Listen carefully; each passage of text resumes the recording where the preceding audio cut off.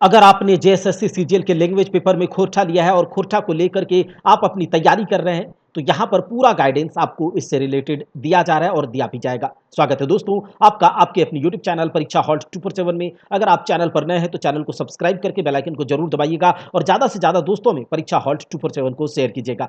No doubt तीनों paper में अच्छा करना होगा जेएसएससी सीजीएल को क्रैक करने के लिए, लेकिन अगर आप अपने लैंग्वेज पेपर में 90 95 प्लस करके आएंगे तो अगर कोई सेक्शन आपका थोड़ा थोड़ा कमजोर है या वीक है तो आप इससे मेकअप कर सकते हैं और आपके यकीन मानिए मेरिट लिस्ट में आने के चांसेस बहुत ज़्यादा बढ़ जाएंगे अगर लैंग्वेज पेपर में आप 90 95 प्लस करके आते हैं। दोस्तों यहाँ पर मैंने पूरा थ्योरी कंप्लीट करवा दिया है, जितना करवाया जा सकता था, जितना दिया जा सकता था उतना मैंने आपको दिया। ना मैंने पीएचडी किया है ना आपको पीएचडी करना, केवल स्मार्ट तरीके से समझ करके इतना पढ़ाई करना है, इतने अच्छे से इसके मार्क्स को अचीव करना है कि हमें मेरिट लिस्ट में आने के लिए सोचना ना पड़े। दोस्तों अगर आपको खोरठा स्पेशली खोरठा ग्रामर यहाँ से इसके लिए गाइडेंस लेना है, एक अच्छे कंसेप्ट के साथ एक अच्छी समझ के साथ खोरठा ग्रामर को कंप्लीट करना है, तो आप इस खोरठा ग्रामर वाले स्पेशली खोरठा ग्रामर वाले बैच में इनरोल हो सकते हैं। और इसके लिए आपको गुरु दक्षिणा के तौर पर बहुत कम राशि गुरु दक्षिणा के तौर पर यहाँ पर अदा करनी है। जैसे कि यहाँ पर आप देख रहे हैं मात्र 150 रुपये में पूरा का पूरा खोरठा ग्रामर आपको यहाँ पर करवा दिया जाएगा। एक अच्छी समझ के साथ एक अच्छे कॉन्सेप्ट के साथ आपके दिमाग में इसको छाप दिया जाएगा और अच्छे से इसका प्रैक्टिस भी करवाया जाएगा। ग्रामर का आपको प्रैक्टिस सेट भी दिया जाएगा, हर एक चैप्टर का एमसीक्यू भी दिया जाएगा और साथ ही साथ आपको पेपर 1 को क्वालिफाई करने के लिए भी गाइड किया जाएगा। पेपर 1 के और पेपर 2 के आपको यहाँ पर 5-5 प्रैक्टिस सेट भी दिए जाएंगे। इसके साथ रिकॉर्डेड क्लास आपको मिलेगा खोरठा ग्रामर का बेस्ट कॉन्सेप्ट के साथ, आपको पीडीएफ नोट्स मिलेगा, ग्रामर के प्रैक्टिस सेट मिलेंगे, एमसीक्यू इससे रिलेटेड मिलेगा और पेपर 1 और पेपर 2 का 5-5 प्रैक्टिस सेट मिलेगा। अगर आप चाहते हैं कि हमसे जुड़कर हमारे गाइडेंस में अगर इस एग्जाम की तैयारी करना चाहते हैं तो इन दोनों दिए गए व्हाट्सएप नंबर पर आपको व्हाट्सएप करना है, आपको सब कुछ यहां से पता चल जाएगा। और उसके बाद कल या परसों से 15 जुलाई या फिर 16 जुलाई से आपको क्लासेस मिलने स्टार्ट हो जाएंगे। आप क्लासेस देखिएगा, उसके पीडीएफ नोट से आप उसे रिवाइज कीजिएगा, ग्रामर का प्रैक्टिस कीजिए, एमसीक्यू बनाइए और पेपर 1 और 2 के जो 5-5 प्रैक्टिस सेट मिलेंगे उससे आप प्रैक्टिस कर सकते हैं और इसके लिए भी आपको पूरा का पूरा गाइड किया जाएगा। दोस्तों अगर आपको लगता है कि बहुत ज़्यादा यहाँ से आपको कुछ मांग लिया गया है 150 रुपये में, क्या होता है आजकल के समय में 100 रुपया और 50 रुपया यानी कि 150 रुपया, तो मुझे लगता है कि आपको आज एक बार मार्केट बिना पैसे के घूम के आना चाहिए। आप बिना पैसे के मार्केट जाइए, आप महसूस करेंगे कि आज के ज़माने में क्या एक कदम भी बिना पैसे के चलना पॉसिबल है। आपको जवाब खुद मिल जाएगा और यहाँ पर जितना मेहनत है, टाइपिंग कॉस्ट है, बुक कॉस्ट है, सिस्टम का जो इक्विपमेंट्स है, इन सब का कॉस्ट ये भी कभी-कभी माँगने लगता है कि मुझे भी कुछ फ्यूल चाहिए। आप अपने घर में एक गाड़ी जो खरीद के लाए हैं 1 लाख, 1.5 लाख, 2 लाख, 4 लाख, 5 लाख में, उसको भी अगर एक दिन आप ईंधन नहीं दीजिए, एक फ्यूल नहीं दीजिए तो एक कदम आगे नहीं बढ़ेगा। तो कैसे कोई पॉसिबल है कि बहुत मेहनत एक शिद्दत के साथ इतना मेहनत, इंटरनेट कॉस्ट है, मेहनत है, अपना समय है, सब कुछ देते हुए बिना किसी एप्रिसिएशन के या फिर एक सहयोग राशि के ये सब संभव नहीं है। तो आप इस बारे में सोचिएगा और जल्दी से जल्दी इस बैच से इनरोल हो जाइए। आज हम लोग देखते हैं खोरठा ग्रामर में संज्ञा और किस तरह से पढ़ाई होगा, तो आप देख लीजिए। अगर आपको इसके पीडीएफ को डाउनलोड करना है तो आपको क्या करना होगा, परीक्षा हॉल्ट 24/7 के टेलीग्राम चैनल से जुड़ना होगा और आज का पीडीएफ आपको मिल जाएगा। खोरठा व्याकरण में हमें क्या क्या करना है, वर्ण विचार जो कि हमने कर लिया है, वैसे खोरठा ग्रामर में नहीं दिया गया है सिलेबस में, लेकिन हमें करना है क्योंकि हमें समझ तभी आएगा आगे की चीज। देखिए वर्ण विचार संज्ञा है, सर्वनाम है, लिंग है, वचन है, काल, कारक, समास, उपसर्ग और इससे रिलेटेड जो भी कुछ लोकोक्ति उपसर्ग होगा सब कुछ करा दिया जाएगा और साथ ही साथ आपको इसके एमसीक्यू मिलेंगे, ठीक है, इसके प्रैक्टिस सेट भी मिलेगा और भी पेपर के गाइडेंस यहां पर मिलेगा। चलिए देखते हैं संज्ञा, एक बार देख लेते हैं इसको क्या, और इससे रिलेटेड एमसीक्यू भी लगाकर देखेंगे कि हमसे बनता है या पर नहीं।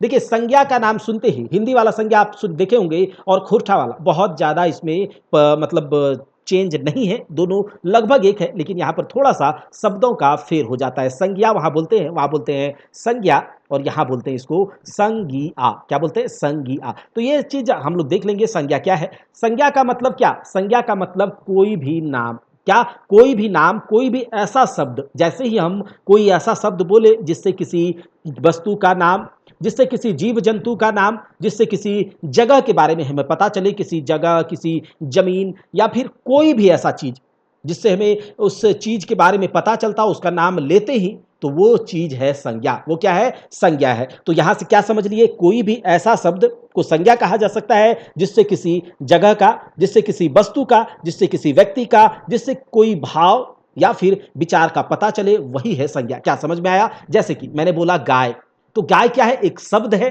गाय क्या है? एक शब्द है। वर्णों के मिलने से एक शब्द बना, लेकिन जैसे ही मैंने आपको गाय बोला तो आपके दिमाग में गाय का पिक्चर बना होगा।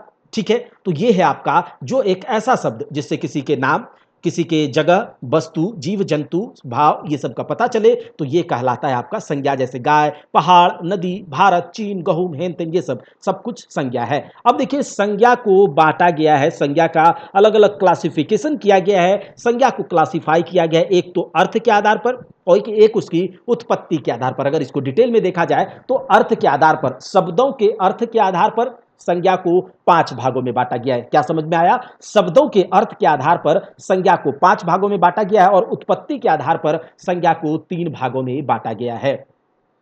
तो हम लोग पहले देख लेते हैं संज्ञा के 5 भेद अब शब्द के आधार पर। संज्ञा के 5 भेद शब्द के आधार पर सबसे पहला हम क्या देखेंगे? जाति बोधक। जाति बोधक मतलब जातिवाचक संज्ञा। एक ऐसा शब्द जैसे ही हम उसे बोले तो हमें एक जाति समुदाय के बारे में पता चल जाए। एक शब्द बोला और उसके पूरी की पूरी समुदाय, उसकी पूरी की पूरी जाति के बारे में हमें समझ में आ जाए। समझ में मतलब हमें पता चल जाए कि ये एक पूरी की पूरी जाति को इंगित कर रहा है, एक पूरी की पूरी जाति के बारे में बात कर रहा है, उस पूरी की पूरी समुदाय के बारे में बात कर रहा है, तो उस शब्द को हम कहते हैं जातिवाचक संज्ञा, खोरठा में जाति बोधक संज्ञा। ठीक है, तो देख लीजिए यहां एक ऐसा शब्द जिससे पूरा का पूरा, गोटा का मतलब पूरा का पूरा जात का बोध हो, जिससे हमें पता चले। बोध का मतलब क्या? पता चले, संज्ञान में आए, तो वो कहलाता है जाति बोधक संज्ञा। जैसे कि हमने बोला गाय, अब जैसे ही हमने गाय बोला तो पूरी की पूरी गाय जाति, पूरी की पूरी गाय समुदाय के बारे में हमें पता चल गया।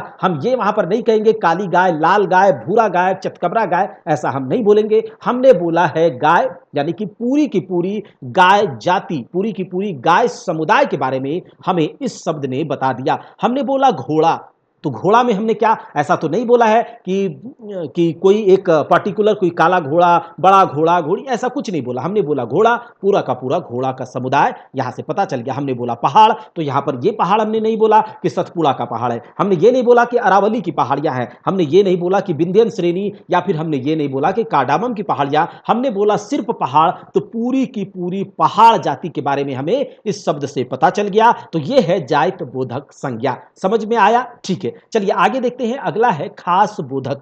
क्या है? खास। खास का मतलब क्या होता है? कोई एक पर्टिकुलर, क्या, कोई एक पर्टिकुलर खास के बारे में हमें बात करना है, व्यक्तिवाचक। तो ये एक ऐसा शब्द, खास बोधक संज्ञा, एक ऐसा शब्द जिसके बोलने से किसी एक पर्टिकुलर व्यक्ति, किसी एक पर्टिकुलर जगह या फिर किसी एक पर्टिकुलर वस्तु के बारे में पता चले, तो वो कहलाता है व्यक्तिवाचक, या फिर खोरठा में खास बोधक संज्ञा, या फिर व्यक्तिवाचक को हम व्यक्तिवाचक कह सकते हैं। ठीक है, व्यक्तिवाचक खोरठा में। तो क्या समझ में आया? एक ऐसा शब्द जिसके बोलने मात्र से हमें किसी एक पर्टिकुलर लोग के बारे में, किसी एक पर्टिकुलर जगह के बारे में, एक भाव के बारे में, एक किसी खास के बारे में पता चले, तो वो कहलाता है खास बोधक संज्ञा। जैसे हमने बोला भारत, तो हमने भारत बोला तो कोई एक पर्टिकुलर भारत देश है, हमारा प्यारा भारत, हमको दिमाग में यही आएगा। जैसे ही हमने भारत बोला तो ये नहीं आएगा कि पाकिस्तान, अमेरिका, हम ये नहीं कहेंगे फ्रांस, ये सा नहीं। अगर हम पर्टिकुलर फ्रांस बोलेंगे तो फ्रांस, लेकिन अगर हम बोल दें कि देश, तो देश में सब आ जाएगा, देश में सब आ जाएगा। तो वो जाति को इंगित कर रहा है, एक पूरी की पूरी देश जाति को, जिसमें भारत भी आ सकता है, आपका अमेरिका भी आ सकता है, तो इस तरह से। लेकिन जैसे ही किसी पर्टिकुलर, किसी खास का नाम बोल दिए तो वो एक संज्ञा है, लेकिन किस तरह की संज्ञा है? खास बोधक, व्यक्तिवाचक और व्यक्तिवाचक संज्ञा हिंदी में। ठीक है, चलिए आगे देख लेते हैं। भाव बोधक संज्ञा। भाव का मतलब क्या होता है? फीलिंग होता है। भाव का मतलब फीलिंग, आप क्या फील कर रहे हैं, आप क्या अनुभव कर रहे हैं, एक अनुभूति का जो हमें प्रसार होता है, एक भाव। जैसे ही हम कोई ऐसा शब्द बोले जिससे किसी भी व्यक्ति का, जिससे किसी भी तरह का गुण, दोष, अवस्था, दशा, परिस्थिति, स्थिति इन सब के बारे में पता चल जाए उस शब्द से, तो हम कहेंगे वो एक ऐसा शब्द है जो भावबोधक संज्ञा को इंगित कर रहा है। वो एक भावबोधक संज्ञा है। उस शब्द से हमें एक भाव के बारे में पता चला है, एक अनुभव के बारे में पता चला है, एक अनुभूति, एक फीलिंग पता चल रही है उससे। जैसे कि हमने बोला बुढ़ारी, तो इससे क्या समझेंगे? एक ऐसा भाव जिसमें बुढ़ापा छिपा है। क्या? एक ऐसा भाव, एक ऐसा अनुभूति जिसमें बुढ़ापा छिपा हुआ है। हमने बोला ईमानदारी, तो एक तरह से भावबोधक संज्ञा आप ये कह सकते हैं कि इसको हम देख नहीं सकते, एक अनुभव है, एक अनुभूति है, एक ऐसा शब्द। जैसे हमने बोला ईमानदार हो तुम, अब तुम ईमानदार हो तो कैसा? ईमानदार कोई सामान जैसा तो नहीं है, एक यह भाव है, एक भाव है कि तुम इंसान हो, तुम्हारे अंदर बहुत ज्यादा इंसानियत है, वो बहुत ज्यादा दुष्ट है, ठीक है, वो गोरा है, वो काला है, तो ये सब कह सकते हैं ना कि एक भाव बताता है। जैसे बोले कि छव्वाली, अब छव्वाली का मतलब क्या है? कोई लड़का बच्चा जैसा, एक लड़कपन है उसमें, एक बचपना है, छव्वाली, ठीक है, एक भाव। तो यहां से ये सब क्या हो जाएगा? भावबोधक संज्ञा। ठीक, आगे देखिए कहा जा रहा है गोठ बोधक। गोठ मतलब क्या होता है? समूह, मतलब एक ग्रुप में, एक समूह, एक ऐसा शब्द जिससे हमें एक समूह के बारे में पता चले, एक पूरी की पूरी समूह, एक ग्रुप के बारे में पता चले। कहीं पर एक बहुत जब लोग इकट्ठा होते हैं ग्रुप में, समूह में, तो जब उसको किसी एक पर्टिकुलर शब्द से हम इंगित करते हैं तो वही कहलाता है गोठ बोधक संज्ञा, समूहवाचक संज्ञा। तो जिस शब्द से हमें पूरी की पूरी समूह के बारे में पता चले, जैसे कि मेला। अब मेला क्या है? एक आदमी का तो मेला नहीं है। कोई एक आदमी कहीं पर जाकर खड़ा हो जाए तो आप कहेंगे कि यहां पर मेला लगा है? नहीं बोलेंगे। लेकिन जैसे ही आप देखेंगे 100, 200, 400, 500 आदमी का जमावड़ा लगा है तो आप कहेंगे किस चीज का मेला है ये? और वहां पर आप तारामाची अपने बच्चों को लेकर के जाएंगे, ठीक है, आप घोड़ा जो वहां पर चलता है उस सब पर लेकर के जाएंगे तो आपको पता चलेगा कि ये मेला है। आप जरूर बोलेंगे, एक समूह में लोग हैं, आप बोलेंगे मेला है। बाजार गए, बाजार में भी 100, 150, 150 आदमी जो खरीदते हैं हाट या बाजार में, तो वो क्या है? एक समूहवाचक शब्द है। मैंने बोला बाजार, आप कहेंगे एक समूह की बात हो रही है, ठीक है। बैठकी, जहां पर 10 लोग, 20 लोग, गांव के लोग बैठ करके बात करते हैं, एक समूहवाचक संज्ञा। भीड़, तो एक समूहवाचक संज्ञा, ठीक है। तो एक ऐसा शब्द जिससे एक समूह के बारे में पता चले वो कहलाता है समूहवाचक संज्ञा। अगला देखिए चीज बसुत। वस्तु क्या होता है? खोटा में वस्तु, चीज, वस्तु, बसुत, बसुत बोधक। अब एक ऐसा शब्द जिससे किसी भी प्रकार का नापना, जोखना, इस तरह की चीजों का पता चले, जिसे हम नाप जोख सके, जिसे मेजर कर सके, ठीक है, तो वो कहलाता है आपका वस्तु बोधक। द्रव्यवाचक, एक मटेरियल हो, है ना, मटेरियल। जैसे कि कह दिया कोई गेहूं, तो क्या है? एक मटेरियल है। हम इसे मेजर कर सकते हैं, नाप सकते हैं, 10 kilo, 20 kilo, 50 kilo, 100 kilo, 30 kilo, तो ये नाप सकते हैं, मेजर कर सकते हैं। ये है आपका चीज या वस्तु बोधक संज्ञा। चीज, गेहूं, तेल, लुगा, कपड़ा, आपका 5 मीटर, 4 मीटर, 3 मीटर, 2 मीटर, ठीक है, तो मेजर किया जा सकता है। तो ये सब है आपका चीज वस्तु बोधवाचक संज्ञा। ठीक, अगला देखिए यहां पर कहा जा रहा है कि खास सूचक या फिर व्यक्तिवाचक संज्ञा का जाति सूचक के रूप में प्रयोग किया जा सकता है क्या? किसी एक खास सूचक यानी कि व्यक्तिवाचक, कोई एक पर्टिकुलर आदमी के नाम को क्या हम जाति सूचक, पूरी की पूरी समुदाय के लिए इंगित कर सकते हैं? तो जी हाँ, कर सकते हैं। जब किसी आदमी का नाम उसकी गुण को बताने के लिए, जब किसी आदमी का नाम उसके गुण को बताने के लिए एक वाक्य में प्रयोग किया जाता है। जब किसी आदमी का नाम, किसी एक पर्टिकुलर आदमी का नाम क्या होगा? व्यक्तिवाचक। और किसी एक पर्टिकुलर आदमी के नाम को, उसके गुण को बताने के लिए अगर हम किसी वाक्य में यूज कर रहे हैं, याद रखिएगा, आदमी के गुण को किसी वाक्य में उसके प्रयोग कर रहे हैं, तो वो खास सूचक न रह करके जाति सूचक बन जाता है। जैसे कि अगर कोई कह दिया अरे वो तो विभीषण निकला, तो विभीषण क्या है? किसी एक पर्टिकुलर आदमी का नाम था, लेकिन जब हमने उसके गुण को, विभीषण के गुण को बताने के लिए उस वाक्य में यूज किया है, तो ये विभीषण यहां पर जातिवाचक ना रह करके क्या हो गया? सॉरी, खास सूचक या फिर व्यक्तिवाचक ना रह करके ये जाति सूचक, जातिवाचक बन गया। कैसे? तो विभीषण एक समुदाय को, पूरी की पूरी समुदाय को दर्शा रहा है। जैसे कि भाई होकर ही भाई का जो कहता है ना, धोखेबाज किया, या फिर घर का भेदी लंका ढाई, ये सब हम लगाते हैं ना विभीषण के लिए, तो ये हम विभीषण के गुण को बताने के लिए वाक्य में यूज किए हैं। तो विभीषण एक पूरा का पूरा समुदाय बन गया, एक जाति सूचक संज्ञा यहां पर। ठीक, कहता है आज जयचंदों की कमी नहीं है, तो जयचंद एक पर्टिकुलर आदमी था, लेकिन उसके गुण को बताने के लिए जब हम उसके गुण को बताने के लिए जब वाक्य में यूज कर रहे हैं, तो वही जयचंद व्यक्तिवाचक ना रह करके जातिवाचक बन गया, एक जाति को इंगित कर दिया। ठीक, कहता है कल इस कलयुग में भी हरिश्चंद्र की कमी नहीं है, तो हरिश्चंद्र एक जातिवाचक संज्ञा नहीं है अगर इसको ऐसे यूज करें। व्यक्तिवाचक है, लेकिन जब इसको वाक्य में यूज कर दिए तो हरिश्चंद्र का मतलब हम क्या समझने लगते हैं, एक पूरी की पूरी सत्यवादियों का जमात। मतलब कि अगर किसी को कह रहे हैं कि अभी हरिश्चंद्र की कमी नहीं है, तो हम यहां पर एक सत्यवादी लोगों का, सत्य बोलने वाले लोगों का जाति इंगित कर रहा है ये हरिश्चंद्र शब्द। ठीक, समझ में आ गया। यहां पर आप देख सकते हैं भाई सूरदास के मदद करे के चाहिए। ठीक, तो यह क्या मतलब है कि सूरदास, सूरदास मतलब क्या, कोई भी एक अंधा व्यक्ति, ठीक है, जो भगवान के किसी ना किसी तरीके से कोई वो अंधा हो गया है, तो वो अगर अंधे व्यक्ति को आप सूरदास कह के बोलते हैं, ठीक है, कि सूरदास का मदद करना चाहिए, तो आप अगर ऐसे सूरदास बोलेंगे तो एक नाम है, एक व्यक्तिवाचक है। लेकिन जब उसको वाक्य में यूज कर रहे हैं तो पूरी की पूरी एक अंधे समुदाय को, जो अंधे लोग हैं, जो अंधा हो गए हैं, तो उनको सूरदास एक पूरा का पूरा, उससे हमें समझ में आता है, एक पूरा जाति समझ में आता है, एक समूह। ठीक है, अब देखिए, क्या जातिवाचक संज्ञा का व्यक्तिवाचक की संज्ञा के रूप में उपयोग किया जा सकता है? क्या जातिवाचक संज्ञा का व्यक्तिवाचक संज्ञा में यूज किया जा सकता है? बिल्कुल किया जा सकता है। अगर किसी जातिवाचक, जाति सूचक संज्ञा का किसी खास व्यक्ति के लिए यूज हो, याद रखिएगा, किसी जाति सूचक संज्ञा के लिए, किसी जाति सूचक संज्ञा को हम किसी खास व्यक्ति के लिए यूज करें तो वो हो जाता है आपका व्यक्तिवाचक संज्ञा। क्या, किसी जाति सूचक संज्ञा को एक खास कोई पर्टिकुलर व्यक्ति के लिए, एक पर्टिकुलर आदमी के लिए यूज कर दे तो वो आपका हो जाएगा जातिवाचक ना रह करके वो आपका व्यक्तिवाचक हो जाएगा। जैसे कि मैंने आपको बोला नेताजी इस देश के लिए बहुत बलिदान किए थे, तो यहां पर नेताजी क्या है, अगर अलग से उसको यूज करेंगे तो पूरा का पूरा नेता का जमात, यानी कि ये जातिवाचक है। लेकिन जब नेताजी का हम कोरिलेट किससे कर रहे हैं, आप कैसे देखेंगे कोरिलेट करके, जैसे मैं आपको बोलूंगा कि नेताजी इस देश के लिए बहुत बलिदान किए हैं, तो आप क्या समझेंगे किस नेताजी के बारे में बात हो रहा है, तो सुभाष चंद्र बोस जी के बारे में हो रहा है। तो नेताजी यहां पर क्या हो गया है, तो यह जातिवाचक, लेकिन जब हम इस नेताजी का किसके लिए यूज किए, किसी खास व्यक्ति के लिए यूज किए, तो ये नेताजी जातिवाचक न रह करके व्यक्तिवाचक बन गया है, सुभाष चंद्र बोस जी के लिए यहां यूज किया गया है। हमने बोला महात्मा जी हम लोगों के देश को आजाद कराए, तो महात्मा मतलब क्या, एक पूरा का पूरा जातिवाचक संज्ञा। लेकिन अगर महात्मा जी के बारे में हमने किसी खास व्यक्ति के लिए यूज किया, जैसे कि मोहनदास करमचंद गांधी के लिए, तो महात्मा जी किसके लिए, ये जातिवाचक न रहकर व्यक्तिवाचक रह गया। तो आप यहां से समझ सकते हैं जातिवाचक से व्यक्तिवाचक, व्यक्तिवाचक से जातिवाचक।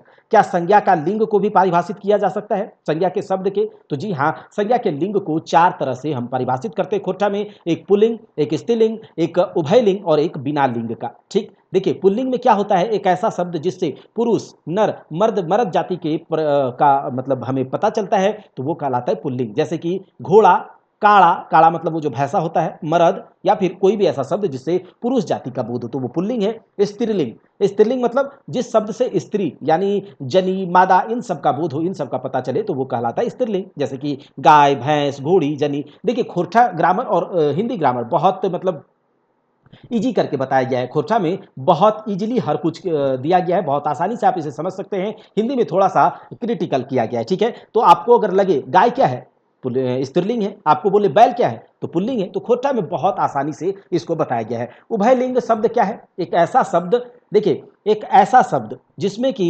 एक ही शब्द है, वो एक ही शब्द है, लेकिन उसमें हम नर और मादा दोनों का उपयोग एक ही शब्द से करते हैं। हम नर और मादा के लिए अलग अलग उसके लिए यूज नहीं करते, जो मेल और फीमेल के लिए अलग अलग यूज नहीं करते हैं, एक ही शब्द से हमें नर और मादा दोनों का पता चल जाता है। जैसे कि हमने बोला पशु पक्षी, तो ये क्या है, एक शब्द है, पशु पक्षी एक शब्द है, याद रखिएगा एक शब्द है, लेकिन इसमें मेल और फीमेल, नर मादा दोनों का उपयोग हो गया है। हमने बोला जीव जंतु, एक शब्द है लेकिन नर मादा। हम बोलते हैं गरु डांगर, गाय बैल, तो एक शब्द है लेकिन इसमें नर भी हो रहा है, मादा भी हो रहा है, ऐसे शब्द कहलाते हैं उभयलिंगी शब्द। जैसे कि अगर आपको बोल दिया जाए आदमी, तो आदमी में हमने ये नहीं कहा कि नर या मादा, आदमी कोई भी हो सकता है, नर भी मादा भी। छौआ, हम छौआ यहां पर बोल रहे हैं, तो यहां पर छौआ बेटी, छौआ बेटा दोनों हो सकता है छौआ, ठीक है, बच्चे में।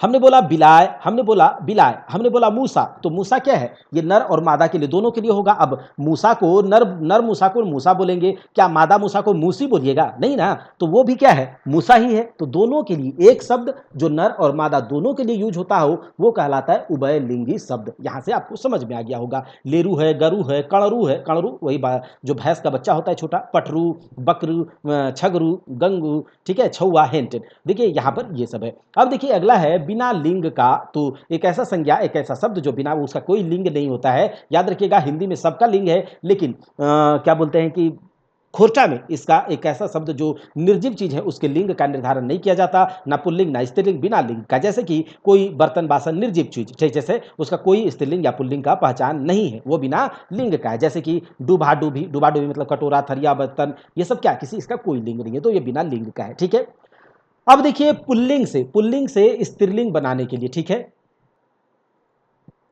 पुल्लिंग हमारे पास दिया गया, उसको स्त्रीलिंग हम कैसे बनाएंगे? तो पुल्लिंग से स्त्रीलिंग बनाने के लिए लास्ट में कुछ वर्ड्स को जोड़ा जाता है, उसे प्रत्यय कहते हैं। क्या? जैसे प्रत्यय हम लोग उपसर्ग और प्रत्यय पढ़ते हैं हिंदी व्याकरण में, वैसे ही यहाँ पर उसे बोलते हैं प्रत्यय, यानी कि पीछे पड़ने वाला, पीछे प्रत्यय, पीछे प्रत्यय, पीछे अगर लगा दिया जाए पुल्लिंग के पीछे इस टाइप के वर्ड को, तो वो पुल्लिंग से स्त्रीलिंग बन जाएगा। जैसे कि आइन है, इन है, ई वाइन नी पर्त, ये सब लगाएंगे तो हम पुल्लिंग से स्त्रीलिंग बना सकते हैं। जैसे कि यहाँ देख सकते हैं पांडे, पांडे पुल्लिंग, और पांडे आइन, आइन लगा दिया तो ये बन गया स्त्रीलिंग। हम बोलते हैं कुम्हार, ये हो गया आपका पुल्लिंग, और हम बोलते हैं कुम्हाइन, मतलब आइन लगा दिया तो हो गया ये स्त्रीलिंग। यहाँ पर आप देख लीजिएगा कुछ वर्ड है, पीडीएफ डाउनलोड करके देख लीजिएगा। ठीक है, बेदिया है, बेदियाइन है। जैसे कि इन लगा दिया तो सोनार, सोनार पुल्लिंग, और इन लगा दिया सोनारिन, तो ये स्त्रीलिंग हो गया। तो आइन, इन, वाइन, ई, नी, ये सब लगा करके हम पुल्लिंग से स्त्रीलिंग बना सकते हैं। देख लीजिए, नी लगाए चोर पुल्लिंग, चोरनी स्त्रीलिंग।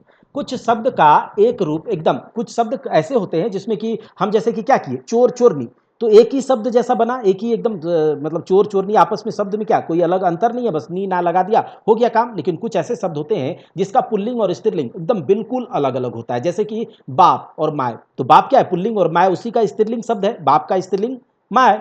तो यहां पर यह है कि बाप और माय का देखिए शब्द देखिए एकदम अलग अलग है। ठीक, भाई भौजाई, तो भाई और भौजाई अलग है। ससुर, और ससुर का स्त्रीलिंग क्या, ससुरी नहीं ना, सास बोलते हैं, तो दोनों अलग अलग है। ठीक, चलिए उसी तरह से सारा है, सारा मतलब अपना वाइफ का जो अपना वाइफ का जो भाई होता है वो सारा कहलाता है। तो सारा का वाइफ सर्जिन, यानी कि सारा पुल्लिंग और सर्जिन स्त्रीलिंग। तो यहाँ से ये दोनों शब्द एकदम अलग अलग है। ठीक है, यहाँ से कुछ पता नहीं चलता। अब देखिए बाछा और फेटाइन, बाछा गाय का बच्चा, ठीक है, गाय का मेल बच्चा, और फेटाइन गाय का बच्ची, ठीक है, बछड़ी।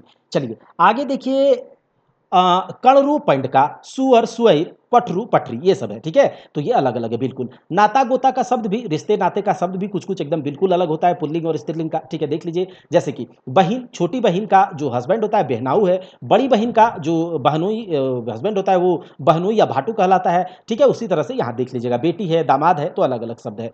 ठीक, अब देखिए संज्ञा का वचन, वचन बनाने के लिए संज्ञा का वचन, और एक वचन से दूसरा वचन बहुवचन बनाने के लिए भी क्या कुछ प्रत्यय लगता है उसके पीछे। तो याद रखिएगा वचन का मतलब क्या होता है, गिनती, वचन का मतलब गिनती। जैसे कि अगर कोई वचन हमने बोला छिपकली, तो एक छिपकली, और अगर बोल दिया उसमें या लगा करके छिपकलियां, तो वो बहुत सारी छिपकलियों को इंगित कर रहा है। तो यहां पर हमने क्या लगाया, छिपकली के पीछे या लगाया हिंदी में, तो वो क्या बना, बहुवचन बना। एक संज्ञा ही तो है, छिपकली क्या है, एक संज्ञा है, नाम से पता चलता है जीव जंतु, और उसमें या लगा दिया तो वो बन गया बहुवचन। तो एक वचन से बहुवचन बनाने के लिए हम खोटा में वैन, ऐन, इयन ये सब का यूज करते हैं। जैसे कि एक वचन में कड़रू, और कड़रू का बहुवचन कड़रुआइन, ठीक है, गिदरवइन, है ना, किताब, ये सब देख लीजिएगा एक बार। ठीक है, अब ये संज्ञा हम लोगों ने देख लिया। अब मैंने आपको बताया था कि संज्ञा को शब्द के आधार पर 5 शब्दों में बांटा, अर्थ के आधार पर और उसकी उत्पत्ति के आधार पर। मैंने इसको हिंदी ग्रामर में भी कराया है, तो देख लीजिएगा। उत्पत्ति के आधार पर संज्ञा को 3 भागों में बांटा जाता है। एक रूढ़ संज्ञा, ठीक है, याद रखिएगा, एक रूढ़ संज्ञा, एक है आपका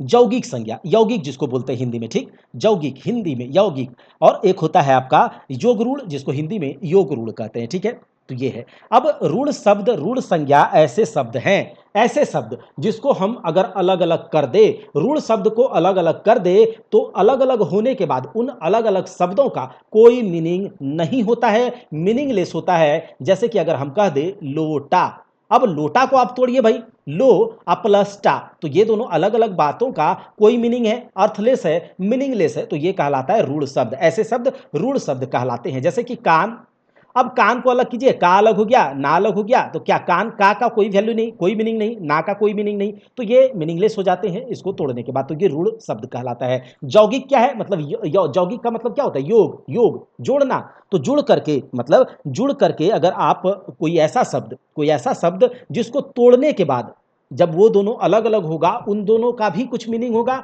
और जब उसे जोड़िएगा योग करके तब भी उसका कुछ मीनिंग होगा, यानी कि इसके बिना ये नहीं और उसके बिना ये नहीं। जैसे कि अगर हमने कहा घोड़ा नाच, हमने कहा घोड़ा नाच, घोड़ा नाच देखने जा रहे हैं, तो घोड़ा नाच को तोड़िए, घोड़ा अलग और नाच अलग। अब घोड़ा अलग नाच अलग, ये अलग अलग करके भी आप देखिए तो घोड़ा का भी एक मीनिंग है, घोड़ा आप जानते हैं, नाच भी मीनिंगफुल है। तो ये मतलब क्या बोला, एक ऐसा शब्द जिसको आप तोड़िए तो तोड़ने के बाद जो शब्द बनेगा उसका भी कुछ मीनिंग होगा, जोड़िए जोड़ने के बाद जो शब्द बनेगा उसका भी कुछ मीनिंग होगा। यानी कि ये होता है यौगिक शब्द, एक के बिना दूसरा नहीं। यौगिक का मतलब यौगिक, योग मतलब कपल। कपल क्या होता है, जैसे माँ के बिना पिताजी नहीं, पिताजी के बिना माँ नहीं, दादा के बिना दादी नहीं, दादी के बिना दादा नहीं, ठीक है। लेकिन आजकल का कपल के बारे में मैं बात नहीं कर रहा, गर्लफ्रेंड बॉयफ्रेंड वाला, ठीक है, ऐसा बिल्कुल नहीं है। एक के बिना दूसरा है, दूसरे के बिना तीसरा है, मतलब चौथा भी है, तो वो अलग चीज है, ठीक। तो यौगिक है। आगे देखिए जोगरूढ़ का बात करते हैं। जोगरूढ़, अब जोगरूढ़ क्या होता है भाई, तो जोगरूढ़ में क्या होता है, ये एक यौगिक और रूढ़, ये याद रखिएगा, यौगिक और रूढ़ शब्द से मिलकर बनता है।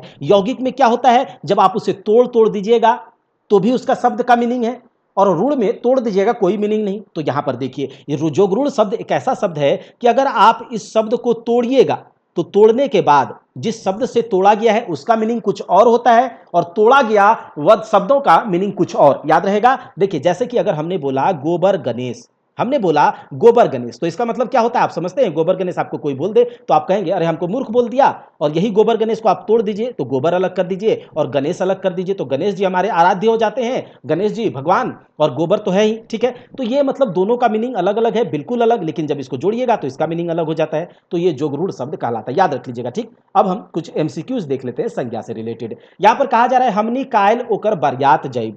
हमनी काल ओकर बरियात जाइब, तो इसका मतलब क्या बोल रहा है, बरियात में बताइए समूहवाचक संज्ञा कौन है। समूहवाचक संज्ञा कौन, तो बरियात हो जाएगा, कौन सा।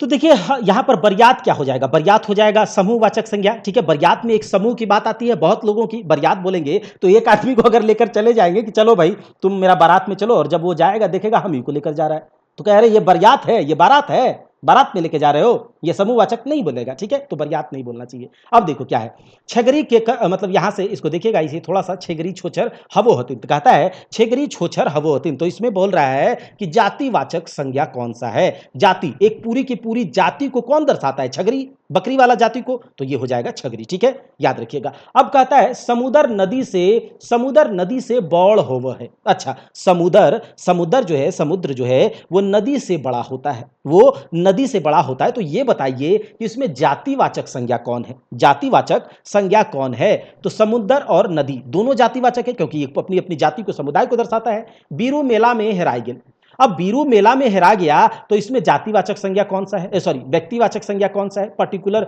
किसके बारे में बात होगा जो कि व्यक्तिवाचक को दर्शाएगा, बताइए। तो यहां पर जो बीरू है ये तो व्यक्तिवाचक है, ये तो किसी पर्टिकुलर को बोल रहा है बीरू, ठीक है। देखिए इसी तरह के सवाल आएंगे, यहां से देख लीजिए, बहुत इजी करके आपको समझा दिया जाएगा, एक एक सवाल आपसे बनेगा, कॉन्सेप्ट एकदम दिमाग में छाप दिया जाएगा, कहीं से कुछ छूटेगा नहीं, कहीं से कुछ नहीं छूटेगा, थ्योरी करवा दिया गया है, उसके भी एमसीक्यू आपको दे दिए जाएंगे, वहां भी गाइड कर दिया जाएगा, ठीक है। हिंदी के लिए भी गाइड कर दिया जाएगा, पेपर 1 में पेपर 1 के टेस्ट दे दिए जाएंगे, वहां से भी आप देख लीजिएगा, क्वालिफाई कर जाइएगा। पेपर 2 में ज्यादा से ज्यादा मार्क्स हमारे गाइडेंस में आप रहिएगा, आएगा ही आएगा, ठीक है। जो बच्चे हैं वो इस चीज को महसूस कर रहे हैं, और पेपर 3 की बात तो हो ही रही है, मतलब और ओवरऑल यहाँ पर सब कुछ के सब एक एक कंटेंट पर बात होगा, आगे चल के और सब सब्जेक्ट को भी यहाँ लाया जाएगा, तो परेशान बिल्कुल नहीं होना है। देखिए गीदर के दुलार करे के चाहिए, गीदर के दुलार करे के चाहिए, इसमें बताइए भाववाचक संज्ञा कौन सा है। गीदर, इसको मार सकते हैं, काट सकते हैं, तोड़ सकते हैं, मरोड़ सकते हैं, तो इसको ये गीदर क्या हो गया, ये गीदर तो भाववाचक कभी नहीं हो सकता, ठीक।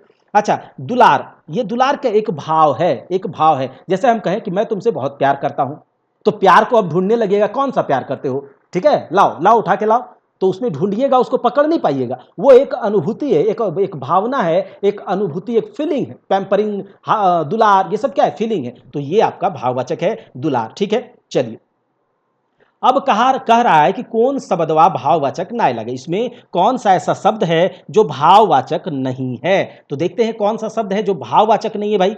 तो इसमें आप देख लीजिए दया, ये भी भाववाचक है, दया भाववाचक है। बुढ़ापा, बुढ़ापा को इंगित कर रहा है, भाववाचक है। ढड़नच मतलब नकल करना, तुम यहाँ पर नकल कर रहे हो या फिर ढंग कर रहे हो, ठीक है, तो ये ढड़नच है। अगला देखिए छगरी, ये भाववाचक नहीं है, ये छगरी एक जातिवाचक को दर्शा रहा है, किसको, एक पूरा का पूरा जाति, छगरी जाति को। आगे देखिए मोहन काल धनबाद जीतो, एक में जातिवाचक संज्ञा कौन सा है, जाति, केवल एक पूरी की पूरी जाति को दर्शा रहा है, मोहन काल धनबाद जैतो, मतलब इसमें जाति किसको, तो देखिए मोहन जातिवाचक नहीं, वे व्यक्तिवाचक है। गीदड़ यहाँ गीदड़ तो होगा ही नहीं, ठीक है? ये अलग चीज़ है, मोहन ये नहीं होगा, ठीक है? लोर ये अलग हो गया है, धनबाद अलग ऊपर का ले लिया गया है, ठीक है? तो यहाँ से बोला जा यहाँ जो ऑप्शंस है वो ऐसे हैं कि मोहन है, धनबाद भी जातिवाचक नहीं है, ये भी एक व्यक्तिवाचक है, एक पर्टिकुलर बात को पर्टिकुलर जगह के बारे में बात कर रहा है, धनबाद व्यक्तिवाचक, मोहन व्यक्तिवाचक, तो इसमें इस ऑप्शन में कोई भी ऑप्शन जातिवाचक में नहीं आएगा, ठीक? बताइए नीचे जो दिया गया उसमें भाववाचक संज्ञा कौन सा है? नीचे जो दिया गया उसमें भाववाचक संज्ञा कौन सा है? देखिए ठंडा, गरम, गीदड़ ये सब क्या है? भाववाचक नहीं है, ठीक है? ये सब भाववाचक नहीं है, इसमें किसी प्रकार का भाव नहीं दर्शाता है। ये जो आपका बुढ़ापा है ये क्या है? भाववाचक। ये जो ठंडा है ये एक प्रकार का विशेषता को दर्शाता है, ये विशेषण है। गरम एक विशेषण है, कहीं गरम लग रहा है तो एक विशेषण है, लेकिन बुढ़ापा क्या है? भाववाचक है, ठीक? आगे देख लेते हैं। वो लोर बहाय रहल है। अच्छा, लोर बहा रहा है, आंसू बहा रहा है, तो इसमें द्रव्यवाचक संज्ञा कौन सा है?